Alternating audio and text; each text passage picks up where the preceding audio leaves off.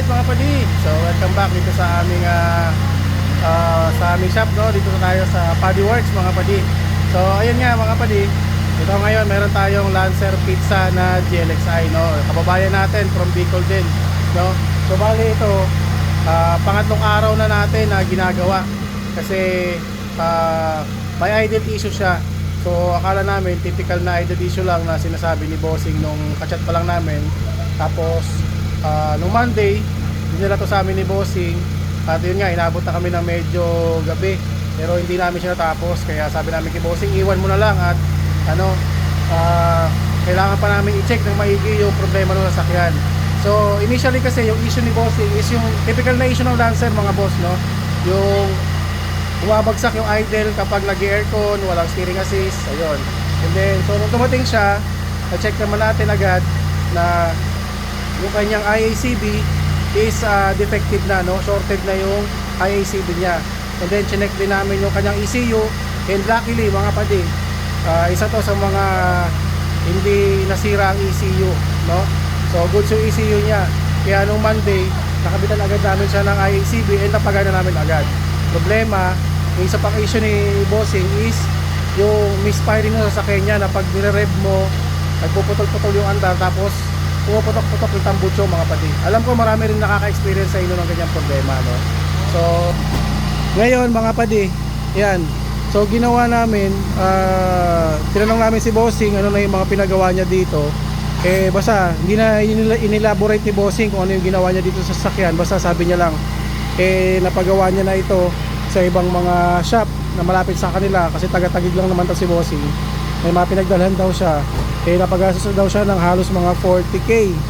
Pero andun pa rin yung problema, no? So yun, so in-inspect namin lahat, chinek namin yung ECU, tapos ito yung coil niya, yan yung brand, circuit, tapos ito isa di ko sure kung ano, pero upon checking naman namin, okay naman dito, no? Okay naman tayo sa kanyang coil, okay naman high tension wire. Tapos may sa ECU niya okay din naman. And then sabi nga ni Bossing dito, nagpalit daw sila ng injectors. Bumili daw siya ng injector na surplus. So nung una, hindi na namin pinansin yung injector, no? Kasi nga sabi ni Bossing bago yung injector na kinabit niya dito. Pero nung ginagawa na namin, sabi namin kailangan natin i-check na siguro lahat. So although kahit bagong palit nila, chinek pa rin ulit natin. Fuel pressure nito okay naman, maganda yung buga ng gasolina, malakas ang fuel pump, no? So doon na lang talaga kami, nag last resort kami sa injector. Ayun na nga. So ginawa namin, nagkanda kami ng injector cleaning, pinakas namin injector niya, injector cleaning, at doon namin nakita na yung nabili din pala ni Bossing ng mga injector ay sala din, no? So hindi pantay-pantay yung buga, tapos nawawala-wala, napuputol-putol. So yun nga, result nun, naging diagnosis namin, faulty yung mga injectors niya, no? Ayan.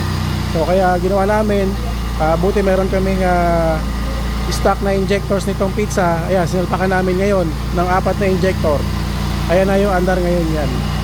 Wala nang misfiring, pino na yung andar ng makina, wala nang pumuputok-putok sa ano niya, sa tambutso niya, hindi kagaya nung nakaraan, talagang pumuputok-putok.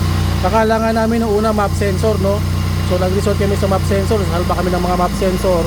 Same pa rin yung naging problema, nandun pa rin problema. So na-eliminate na namin yung map sensor. So talagang sa injector kami bumagsak, no? Yan. So yung mga padi, same pa rin nung sa video natin nung una, nung vlog natin, no? Na yung mga idle issue talaga mga padi, hanggat hindi natin na-check ng actual, is mahirap mag-conclude kung ano talaga yung pinagmumulan ng problema.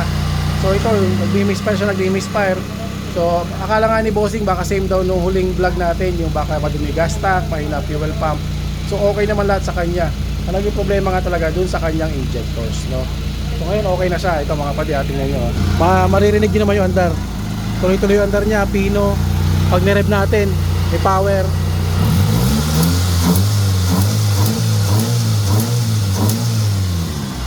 Diba mga padi? Yan, yun yung sinasabi namin sa inyo. Tapos yun, nung natapos na natin, okay na, maganda na andar niya. Nung tinest drive namin, napansin ni Paddy nung pag-test drive niya na kapag nag-engage yung aircon system ni bossing, parang humihina yung takbo, o parang ramdam mo yung bigat ng load nung compressor, para nag-engine brake siya. Ngayon, kaya bumabagsak yung idle ni bossing. So kaya ngayon, in-advise namin si bossing na mukhang may problema tayo sa aircon system. And upon checking nga kanina, tawag nito, actually kahapon pa namin na-diagnose na may nag-high pressure yung aircon system niya, and then in-advise namin si bossing. Tapos ngayong araw lang siya nag-advise na sige, gawin na rin daw namin. So ngayon nagkanda kami ng aircon reprocess. Ayan, naka-aircon yan ha, naka-engage ang compressor, pero maganda ng power. Maganda response ng makina, hindi niya na ganoon karamdam yung load ng compressor ng aircon. So ngayon tingnan natin, syempre bukod doon sa nababa natin, ito pala yung pressure niya ngayon mga padi, sorry. Yan, wait natin wait natin, yan. Yan, nag-engage na yung compressor, mandar na yung fan. Yan yung pressure ng high side niya ngayon mga padi. Wala pang 150. So dapat ma-maintain natin ng mga 150 to 180 lang yung high side ng aircon system natin, para masabi natin na goods yung high side natin at hindi nag-high pressure. Kasi kanina yung high side nito ni bossing is nasa mga bandang 220, no? Pag-andar pa lang niya, nasa 220 na agad. Ibig sabihin merong clogging sa kanyang aircon system. So pag ganun, bumibigat yung engagement ng compressor, mabigat yung ikot ng compressor, kaya parang nasasakal yung makina, no? Kaya nararamdaman natin na parang naglo-low power kapag naka-aircon. Ayan, so ngayon dito tayo sa loob mga padi. Siyempre testingin natin yung lamig. On natin. Wala na tong thermometer natin mga padi. So ayan mga padi, napagana natin yung thermometer natin, no?